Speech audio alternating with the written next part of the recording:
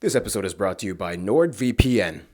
Hey everybody, so recently I've been getting a lot of Hong Kong and general Chinese geography messaging me and commenting on posts asking to do a video that explains about the Hong Kong protests going on and what exactly it is about. Many of you are already aware of what's going on, and it's a tricky topic to cover because the relationship between Hong Kong and China is kind of weird. No matter what I say, someone is going to disagree with something or get mad that I didn't mention something that I could have mentioned. So if you want to add something to this video, write your comments in the comment section below and let us know what you think. Otherwise, here we go. Basically, the whole situation is centered around the recent extradition bill that is being processed right now in Hong Kong. What is extradition? Well, according to Cornell.edu, extradition is the removal of a person from a requested state to a requesting state for criminal prosecution or punishment. Put differently, to extradite is to surrender or obtain surrender of a fugitive from one jurisdiction to another, or one country to another. This action usually applies to, but is not limited to, larger offenses like murder or grand larceny. It all started with the murder of Hong Kong native Pan Xiaoying by her boyfriend Chen Tongjia while on vacation in Taiwan. Many news outlets transliterate their names to Poon Hui Wing and Chan Tong Kai, which is terrible transliteration, but anyway, that's besides the point. Later, after returning to Hong Kong, he confessed to the murder, but technically he couldn't be properly charged because at the time Hong Kong and Taiwan didn't have an extradition agreement in which they could hand him over to the Taiwanese authorities. So in 2019, an extradition bill was proposed for Taiwan, but the bill also included mainland China. This is what sparked the outrage. Hong Kongers believe and say this law could lead to being falsely charged in Hong Kong and then sent to mainland China for unfair trials, potentially even applying to foreign residents and even tourists. That's what they speculate and assume could happen, but there's no universal decree on the bill just yet. But you know, in Hong Kong, tensions and suspicions are always high with this type of thing, and it's not the first time something like this has happened. But first, you have to understand the laws in mainland China versus Hong Kong. Even Taiwan and Macau have very different systems as well. Even though Hong Kong is technically a part of China as a special autonomous region, China holds little actual power over their day-to-day legislation. Kind of. They operate pretty much almost like their own country, they speak mostly Cantonese, they have their own currency, postal system, government, and even passport. Basically, they used to be under the British until 1997 when they were handed back to China with a one country, two systems agreement. The only thing China really has a say in is foreign affairs and defense, for now. The agreement is only supposed to last until 2047 when Hong Kong is supposed to be fully adopted and integrated as a part of mainland China legally. Hong Kong's government is a multi-party system that uses a format of checks and balances, much like Western systems with executive, legislative, and judicial branches. They have freedoms that mainland China does not have, like freedom of press, speech, and assembly, whereas mainland China is a unitary one-party socialist republic with guaranteed constitutional supreme power solely to the Communist Party. Everything from military, property, and media are state-owned. The government is essentially authoritarian and can kind of just do and control whatever they want, which is why China is always kind of like in a weird legislatively cautious mode, because they know that if they have all authority, you kind of have to do a lot of things that make everyone, or at least most people, somewhat content so that they don't snap. So they put a huge emphasis on things like jobs, growing business, flashy new buildings and landmarks, and shared unity through culture and identity. Hong Kong doesn't really buy it though, and the more distance they can have from China, they see the better. The problem is, things keep kind of happening. In 2003, there was a protest against a law that would have punished people who spoke out against China when Hong Kong's constitution allows free speech. In 2014, the people protested again with the controversial elections that had influence from Beijing saying that they had to approve of all the candidates. Now, Hong Kongers see the extradition bill as another encroaching step China is taking that threatens their already dwindling years left of autonomy. And to make things even more complicated, Hong Kong has a legislative council of 70 officials, but only 40 of which are democratically elected, and the other 30 are business seats that are voted on by corporations, most of whom are pro-China, because you know, business is big with China. That means Hong Kong's government has always kind of had a slightly more pro-China leaning council, even though most people don't vote that way. Which leads us to today. Although protests have happened in the past, this is the biggest protest ever in Hong Kong. Millions of people have flooded the streets, occupying highways, roads, screaming for the government to scrap the bill. According to released video footage, tear gas and rubber bullets have been used against protesters. Protesters have thrown rocks and pieces of scrap to the police and broken police station windows. Protesters have even been using lasers to avert the police's vision and facial recognition technology. Pro-China triads that operate in Hong Kong are also getting involved. It's